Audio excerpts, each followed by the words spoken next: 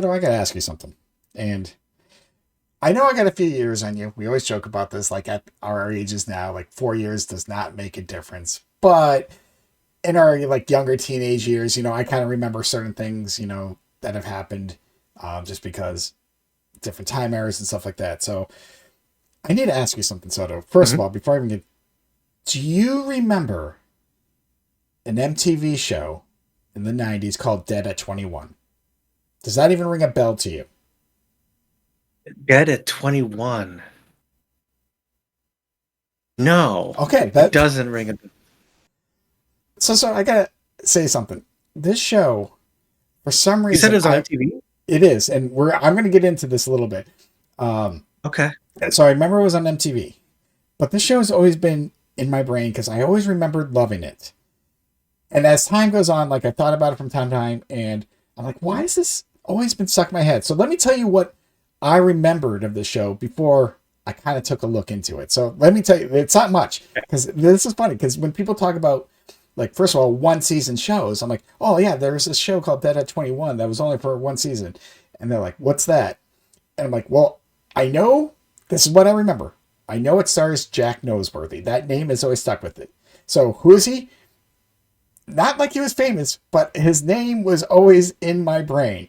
The only thing I remember something else he's done was he played Pamela Anderson's brother in Barbed Wire. So I remember the lead actor. I remember that was on MTV. I remember it was only one season.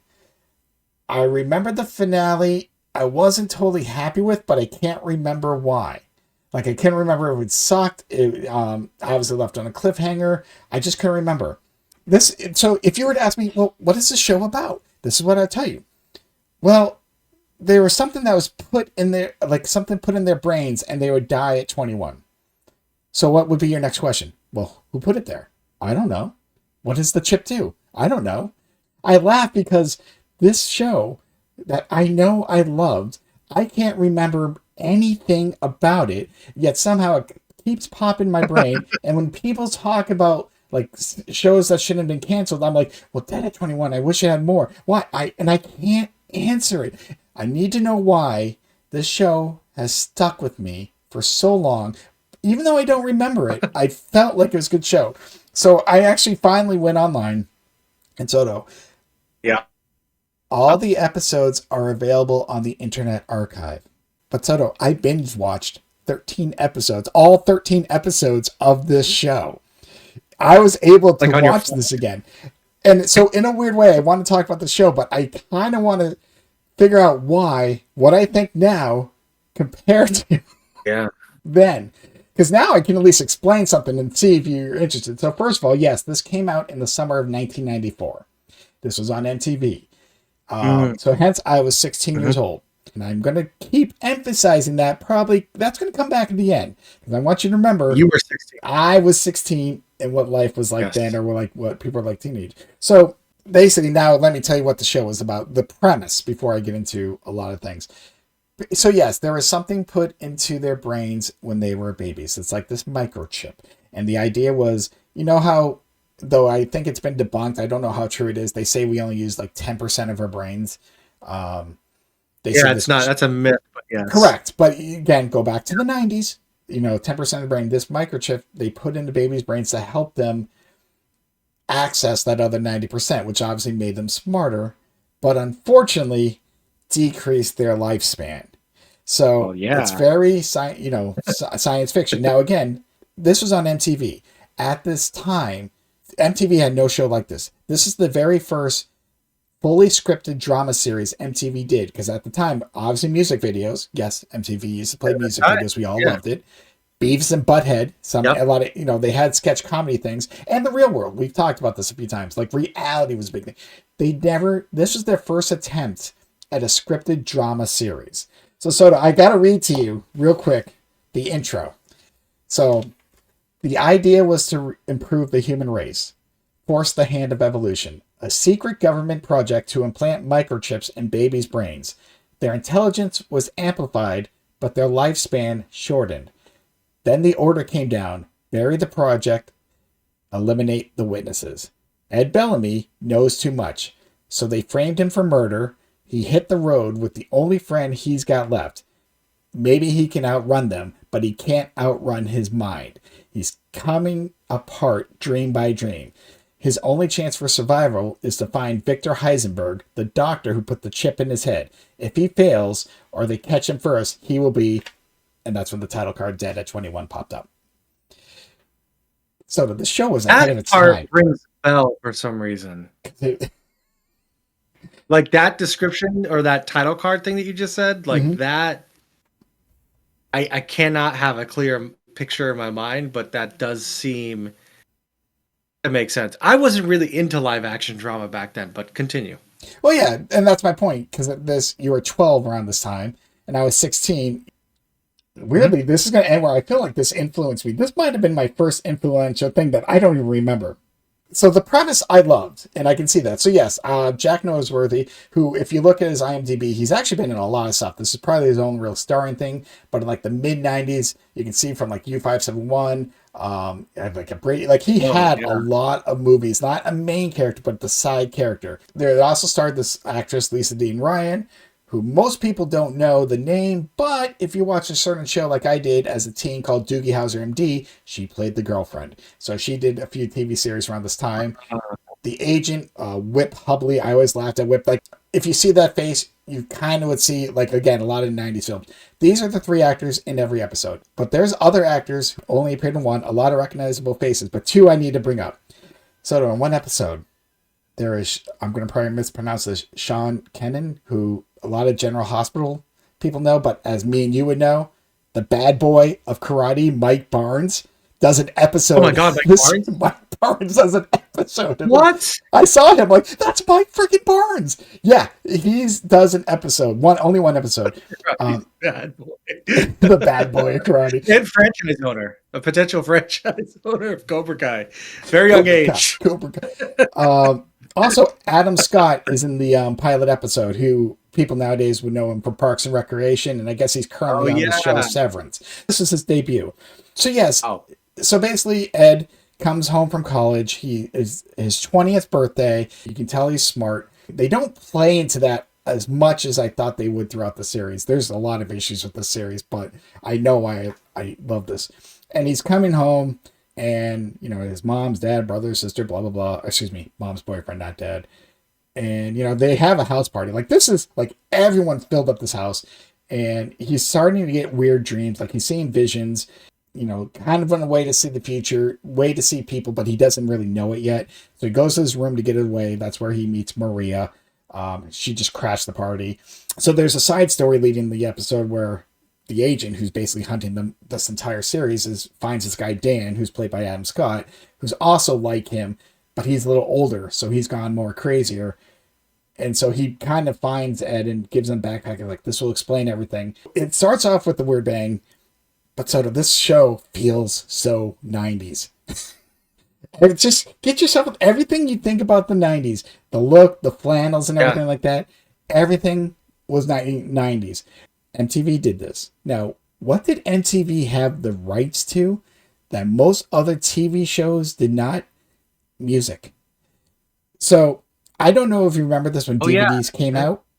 So there was a problem with some shows that came out before the invention of DVD, especially in like the late 80s and early 90s, and they couldn't put the shows on DVD right away because they had to redo contracts with a lot of whether it was the artists and stuff like that or the writers, because it was not in the initial contract to use the music in DVDs. Hence, like Beverly Hills 90210, it took them a while, and they even changed a couple songs.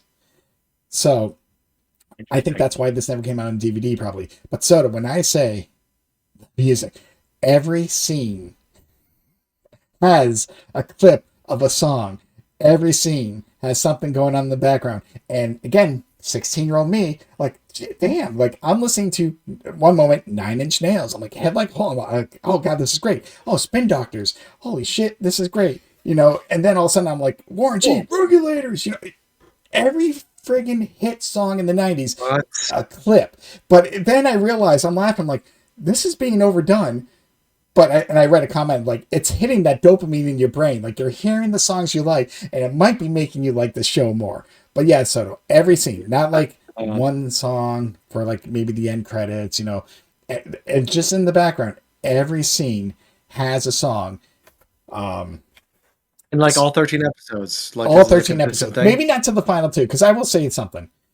The show, I know I kind of quickly went through it. You know, like I said, if the intro that I read did not, intrigue you, it does grab you. Me personally, there was something I liked about it because it was very different than what I was seeing on MTV at the time. The way they were just kind of going through the dream sequences because they made them so messed up. Let me kind of skip a little bit because now, yes, they're on the run. One agent is looking for, like, if you were framed for murder, and your wife had to go on the run, how many cops do you think would be how many people would be looking for you? Like, do you think there's a man, you know what I mean? In the show, it's just this one agent. This one guy is always looking for him. Like, there's no other cops. That's his one job, right? It's like, wait, so this is like an FBI experiment? We don't know. There is a mystery to this man. Never found out. Like, I mean, you set it up fine, and I would love to watch this series, but it doesn't seem like it has an end. And I'm going to get to this end. Yeah, but now here's where the problem is, Soto. They had a great premise. They pushed it to the moon.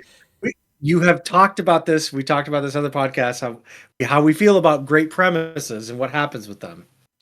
The problem is they did not fill this middle well. Because again, now you got to think this is pre-internet, all this. So this is a show that could not be made today. Well, it could be made today, but they're going to have to change a lot. But yeah, so they're on the run, but every episode almost became, I don't want to say sitcom, but just like, okay, well, they're in this situation. Will these people that they're talking to find out that they're murderers? Because, there's a $50,000 reward if you turn them in. And will they help them or not? And then there's sometimes I'm like, dude, you're going to die in a year. Roughly. Because you don't exactly die on your 21st birthday. It's just, around that time, your brain goes crazy. Like, you should be pushing to find this Dr. Heisenberg, which is, every time I heard that name, all I can think about was Breaking Bad. Of course. They got themselves into situations, and again, not that the situations weren't bad, but when you look at the overall premise, it's like they got away, they're back on the road, and then they're into some other situation back on the road. And then there's an episode like they think episodic. Sounds very episodic. It is, and it exactly is. They sprinkle in a couple things that keep you going. And then, yes, the agent was, just barely missed them. Oh no, what is he going to do next episode? I hate that trope. I hate that. Like, that is, if you want me to not watch a show, do that. Like, to your point, they should have focused on trying to find a scientist or doctor or anything like that. But the episodic shit, like, get to the fucking point, because I'm sure you're going to end with, I'm sure this is going to be disappointing. Yes, but in different ways. So first of all, before I even get into it, there's a line. I don't think I laughed so hard at the line. So they're in this other doctor's office, and he sees the brain, and he's like, listen, we can try to take it out. It's dangerous, but this might be your only option. And this is after they think Heisenberg is dead. They don't have any leads. And like, well, this is, what do we do? Blah, blah, blah. And he's like, well, this is a hospital. Maybe they have information on Heisenberg because, everything, all the records are on the internet. And Maria looks at him and is like, what's the internet? I fucking died laughing. And he kind of quickly explains the internet. He's just like, well, this, and I'm just like, oh god, this is hilarious. Like, if you guys were living now, the interwebs. Like, she had no, but again, I think you gotta go back, 94. What's the internet? The whole, online AOL was kind of starting up, but the internet as a whole was not obviously as popular. But the one thing they got away from, it was this whole dream thing. Because yes, he sees dreams, but in a way, he's linked to other people from this project. So hence the first guy that was murdered in his room was part of this project. And he knew he was going crazy, but he kept seeing Ed in his dreams. So he had to tell Ed what was going on. And he obviously got murdered for it. So they kind of got away from them. Like, that is a plot point you needed, because it's like, in a way, he can see the future. And they used it finally towards the finale, which I'm going to get to. But it's like, this is how they can get him out of situations. This is how you can continue the story without it being too episodic. There's a 2-part finale. Let me kind of just come, because this is where, again, they bring it all back, or try their best, and they're back to the main story. But it's fucking crazy. So yes, I am going to obviously ruin it for you, because, don't see this. So anyhow, they Heisenberg and his goons, his people, basically kidnap them and kidnap the agent and basically bring them to wherever. And so he, the agent that was chasing them. Correct, because the agent caught them and they're in a car, and then like Heisenberg had like his people kind of like shoot down the car and then kidnap the three. But Sure. Yeah. we're just this is how I'm just trying to explain how they all got here to the end. So obviously Ed's asking him, wants to ask him a lot of questions. And Heisenberg's like, well, the dreams or that the intention, it was just an unnecessary side effect. And then he's like, what we're working on now is a triangulated mode. And this is where you're going to meet with the two people like you, and you can create this kind of like cyberspace area where you're living in your own time, where you can, like, a million years could pass, but in the real life, only 1 second passes. And basically think about all the knowledge, everything you can learn that you can bring into the real life. And I'm like, fuck, this is like the Matrix shit right here. Like this, like, yes, this is convoluted. Do not get me wrong, but so was the 90s, and the whole idea of cyberspace and virtual reality and all that. But this was the whole point of the show. Like, you can almost watch the first episode, get to the 2-part finale, and you kind of have a clear idea of what happened. So now, this is the part I needed to get to after all this fucking time, Soto. So he's there with the two people like him. They're sitting in a triangle, and then they enter the cyberspace world. So do you remember the 90s? You remember the 90s for the most part. You might not. I do, yeah. Do you remember how virtual reality was kind of like this weird thing at that time? People knew of it, but it looked very cheesy. I say that, so I want you to think of the most. And I've seen Lawnmower Man. Yeah. Oh, so. No. I let's go more cheesier than Lawnmower Man. So they're in this world. Picture what the cheesiest virtual reality could be. That's where they're at. It's kind of messed up. Like, but obviously it's 90s, so I'm like, you know what? I gotta put this aside. But in this cyberspace world, they find the real Heisenberg. He's been here the whole time. Obviously, no explanation yet. He's just basically telling them, this is why you're here. Kind of almost same thing the the fake Heisenberg was saying. No time has passed, and Ed asks him. He's like, can you help us? Because he knows once they come out of this state that they might be killed they're being kidnapped. And then Heisenberg looks at him like, you guys, I can help you, but you're not ready yet. And so one of the other guys is like, I'm ready now. Just, you don't know what we've been through. And he goes up to Heisenberg, and Heisenberg's like, don't touch me. And he touches him, and all of a sudden he like disintegrates in thin air. But because that broke the triangular mode, all of a sudden all three of them fall to the floor. They're sitting in it, so they're lying on the floor. Maria's looking from like the room, like, help them, they're dying, do something. And then the fake Heisenberg looks at this guy, take her outside and take care of her.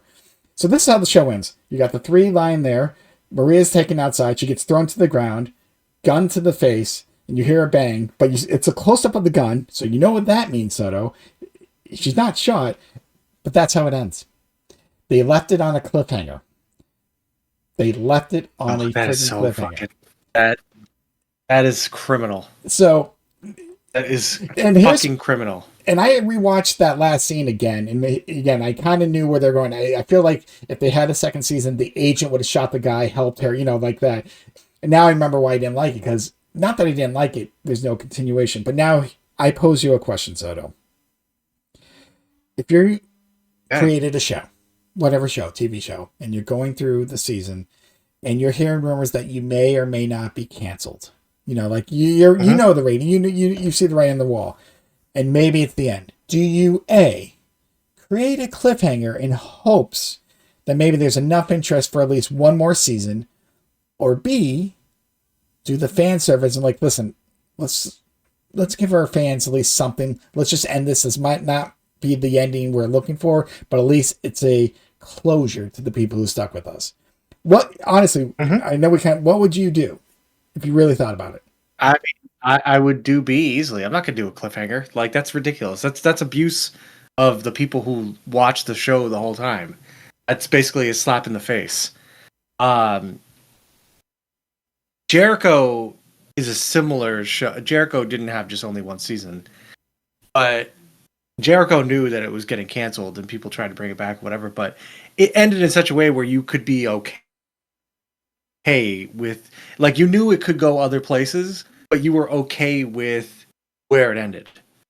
And I think that you have to You have to do that. Like you there's no. It's just otherwise you end up having people who can't forget a stupid ass show that they saw in 1994, always wondering what could have been. Why?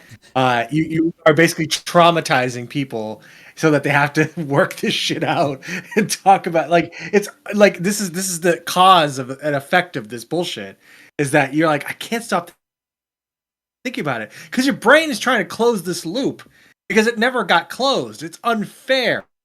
It's ridiculous. So, like, I get that it's like cool and edgy. Oh, it's a cliffhanger. Like, but nah, man. The right thing to do is to give it enough closure where you could be satisfied that if there wasn't another season, that you could be okay with it and you wouldn't have to think about it. But if there was another season, oh my god, bonus! Now you can expand on it. But I hate cliffhangers as a rule. I cannot stand them. I've been traumatized by cliffhangers from a very young age. I cannot stand cliffhangers, like if there's no extra stuff.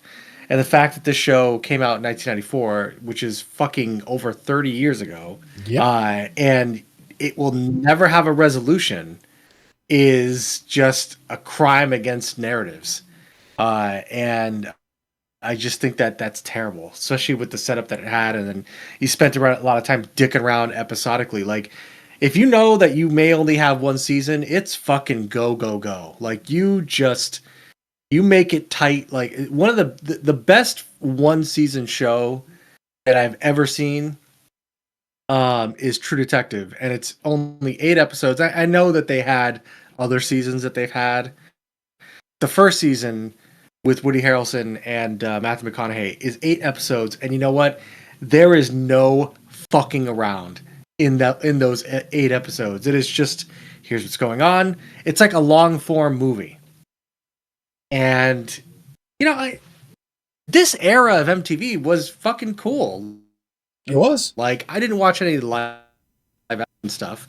But there was a lot of one season things they tried. Like, you know, I remember watching the show called The Head, where this guy, it was an anime. So I watched more like of the animated stuff, and it was like this guy who had a large triangle head and he had an alien living inside of it that I thought was cool. Ion Flux, I think, came out in 1990, 1991. I don't know. That was another like cool thing that was provocative. And then also I remember seeing the Max around that time as well, which the Max was an Image comic that was only one season as well, which was great.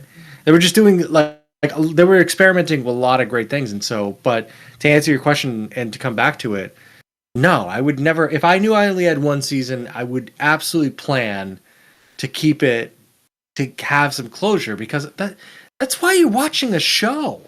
That's why you're watching, like, just give me something where I can walk away from this and be like, you know what?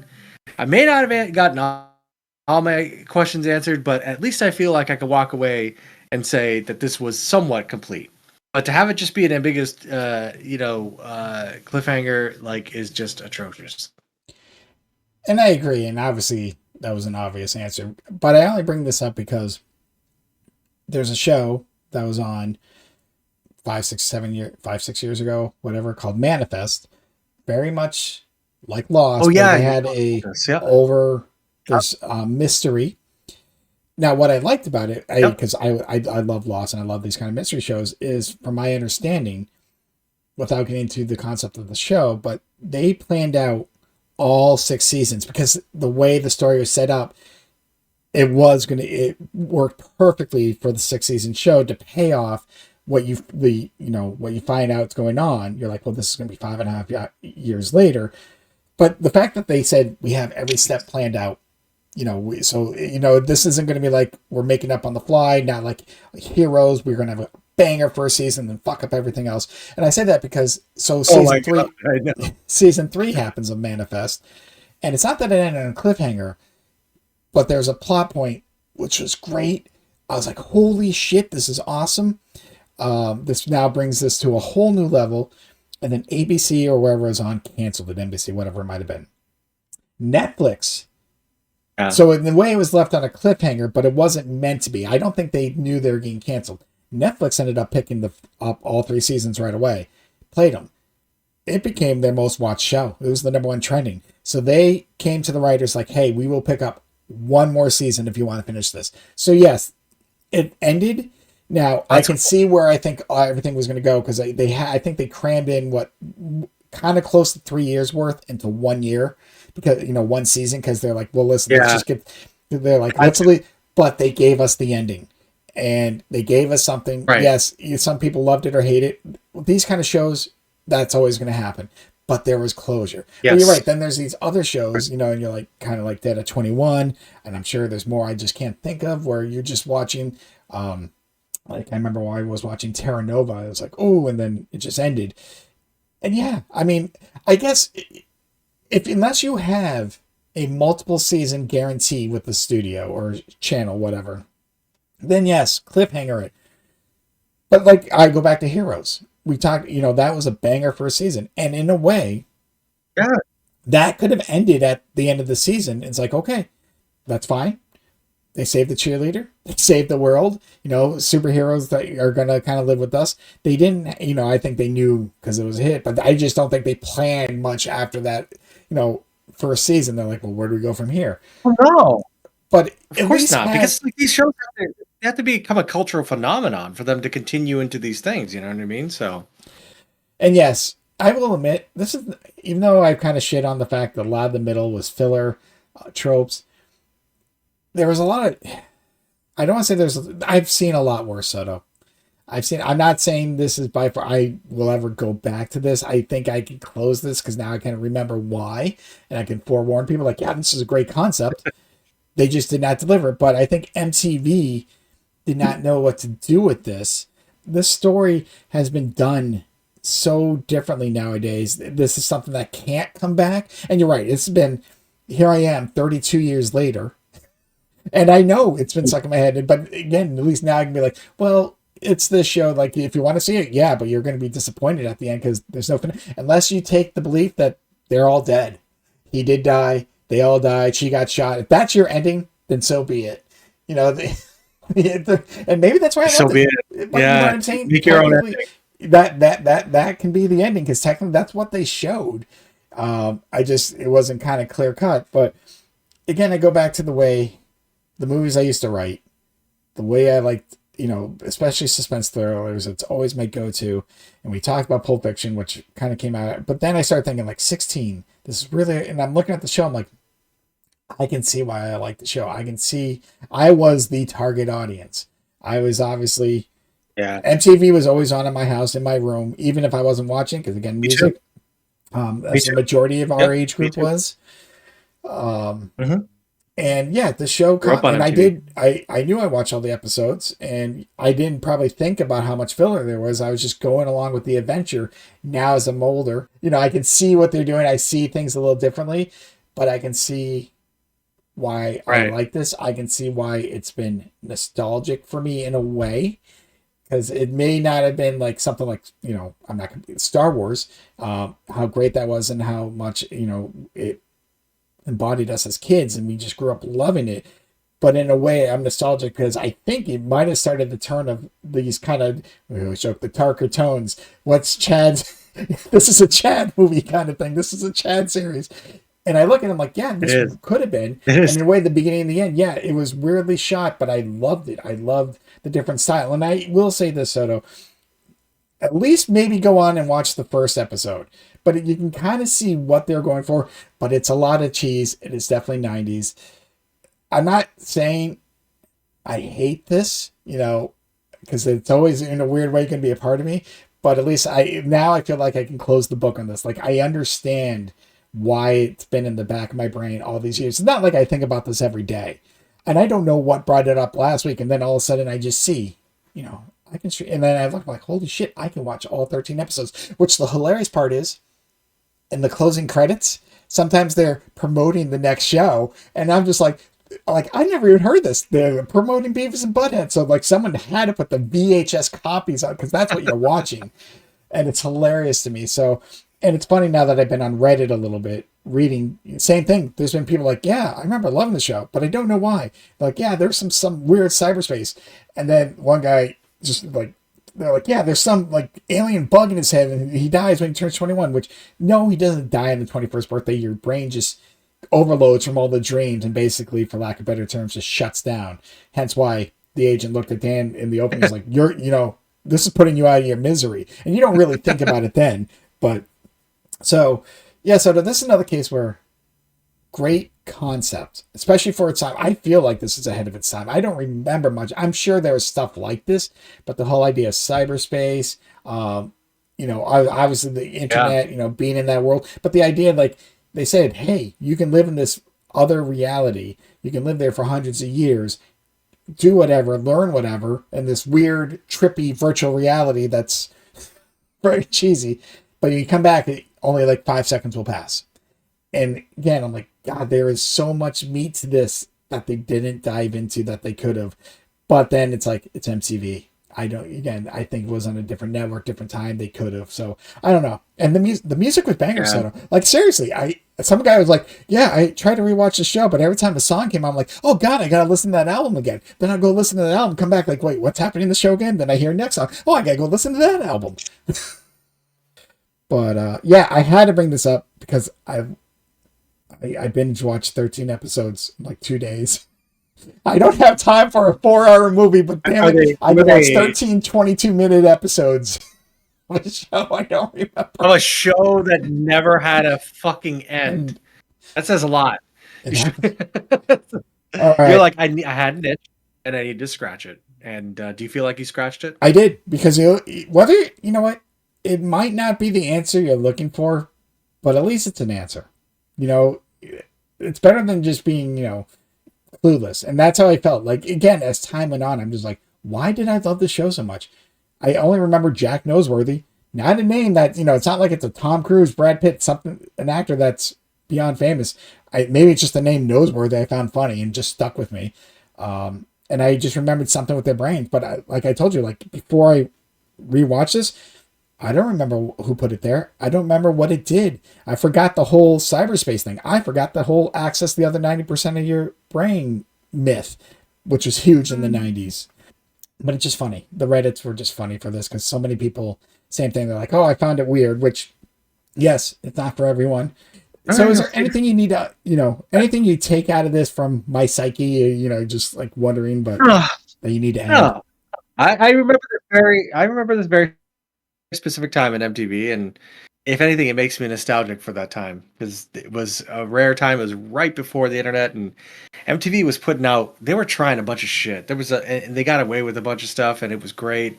We grew up in that kind of experimental time. I swear to God, dude, I remember at least the title card being like Dead at 21. I don't remember anything else. This Noseworthy guy is very familiar. No, I mean, look, it tracks with everything that I know about you and your taste and everything like that, so it makes a lot of sense. But it also tracks with the curse that you keep finding yourself in, where like you find yourself with all these shows or movies that have great premise that inevitably are disappointing or don't nail the landing. That's very common for you. So I hope one day you could break that cycle. Well, it's funny, and I'm not going to get into it right now, but Soto, I watched the series, the Copenhagen Test. Jeez. Fuck is that? That's for another time. Let's end this before we get into that. So yes, if anyone actually listened to this whole thing, if anyone felt nostalgic about Dead at 21, just tell us why. And if you did really want to rewatch this, just Google search Dead at 21 Internet Archive, and it'll take you right there. 13 episodes. And like I said, they're all short. They're quick, easy watches. But let me know what you think. Let us know what you think. And until next time,